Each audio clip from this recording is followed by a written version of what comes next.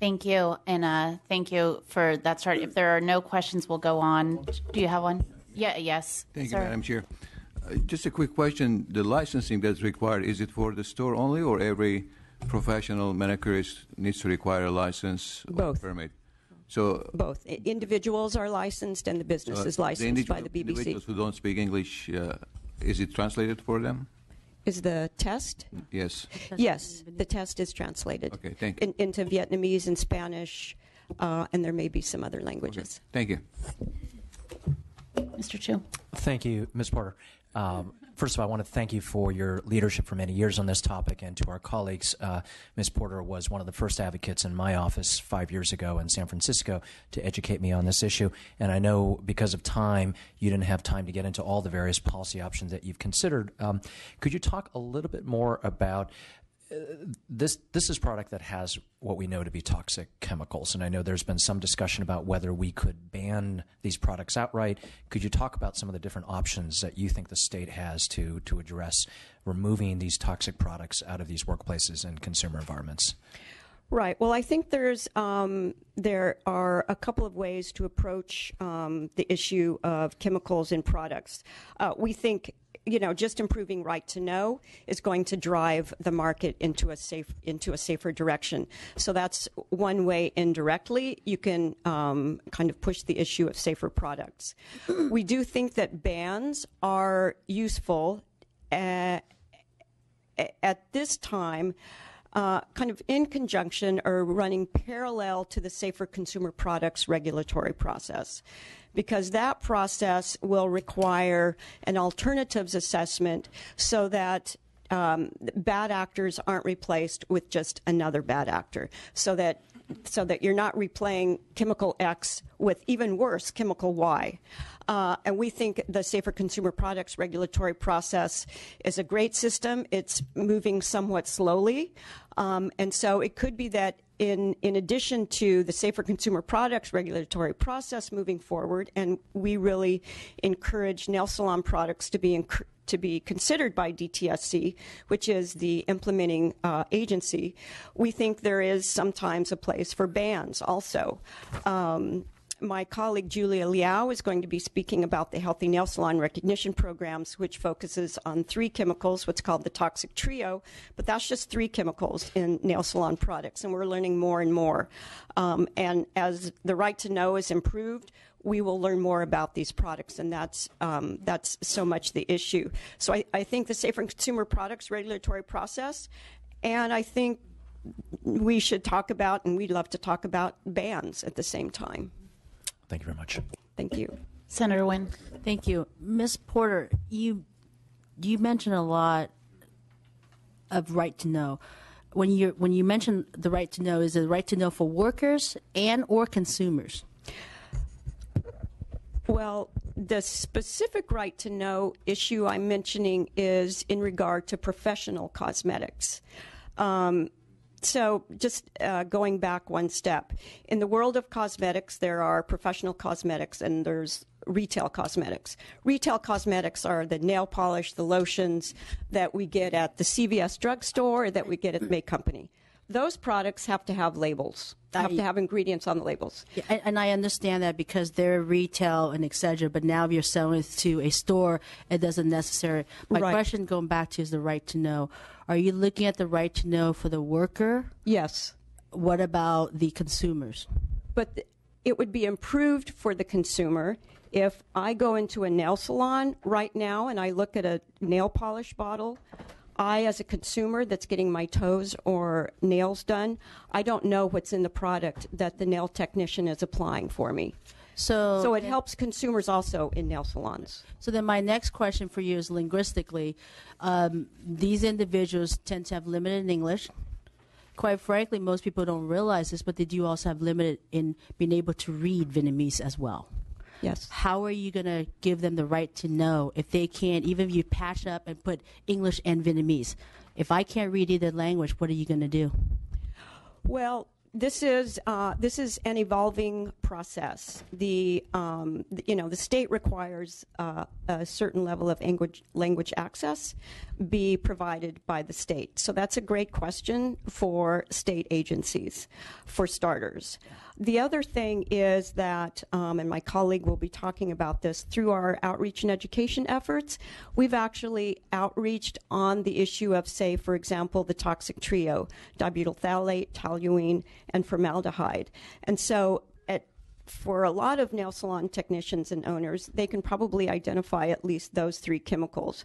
I mean, it's true, workers are probably no different than the rest of us. We read a laundry list of chemicals and are not sure what we're looking at. But we do know some of those chemicals because consumers and all of us are just becoming more informed.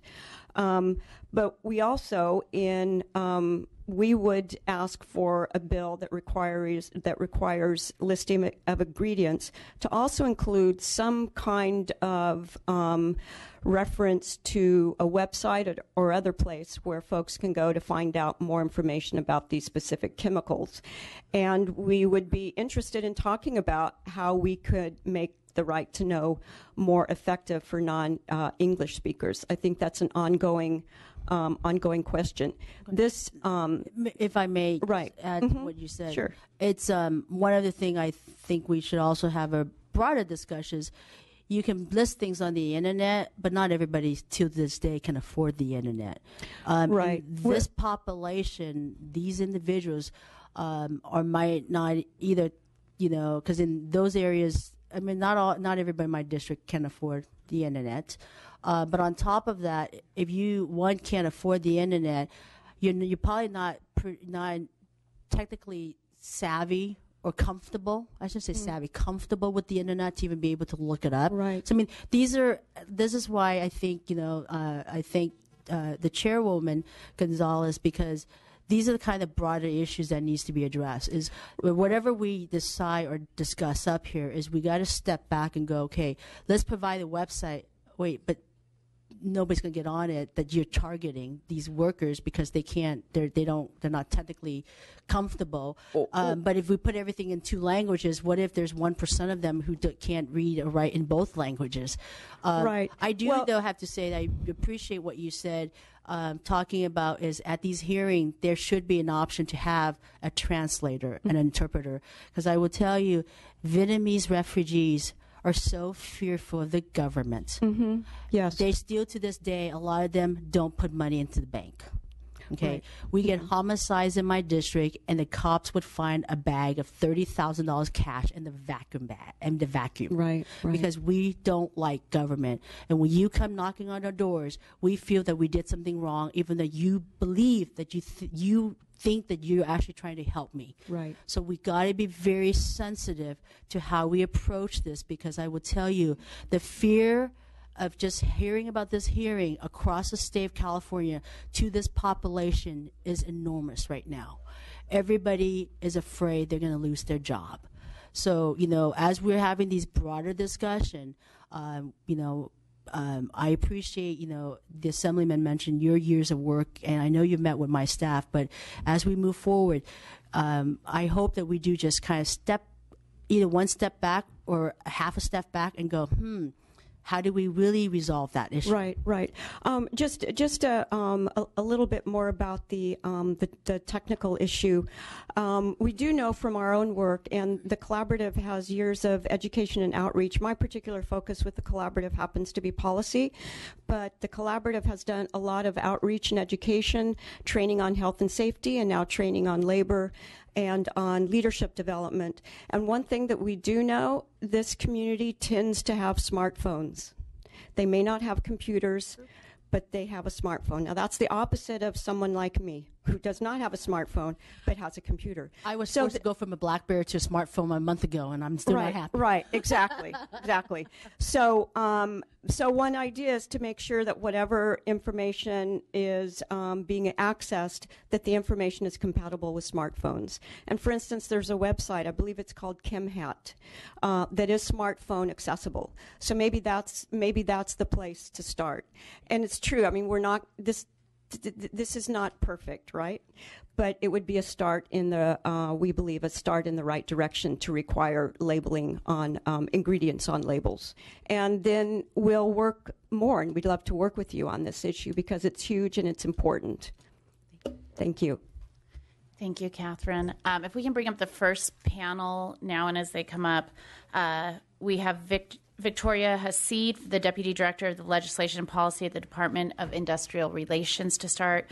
We're also going to have Winnie Cow, Trang Tran, and Tu Pham, and this is dealing with labor practices that affect salon workers. If everybody comes up, it's easier. We won't be moving around a lot.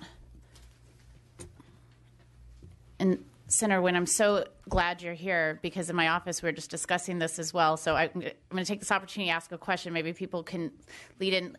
In the Spanish-speaking community, we rely heavily on getting information out through Spanish-language television and radio.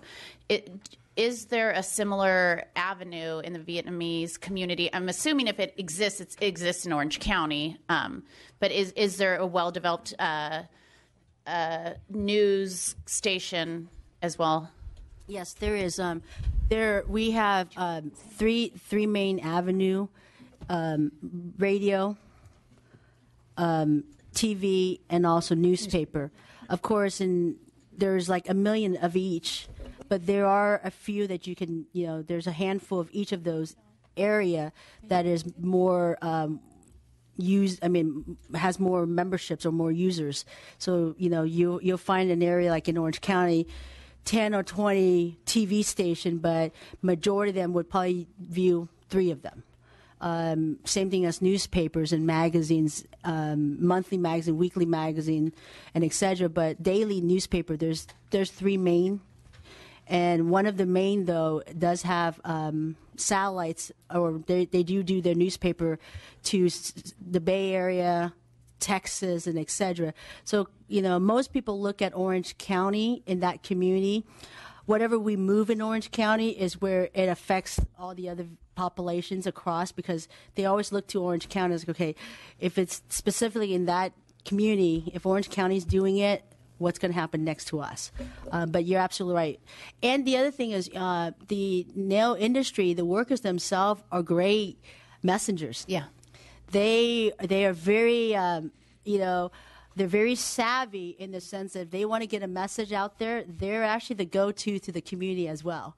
They're the mom. They're almost like the soccer moms. The promotoras. Yeah, and so they're also very good messengers. And so, like I said, when these things were soaring around, I literally went into different salons and talk to them, because one thing is, I'm not sure if all members realize this, and I've had to learn a lot of this. Cosmetologists, there are cosmetologists who are both cosmetologists and nail technicians, but there are also specific nail technicians who can't do the facials and everything else.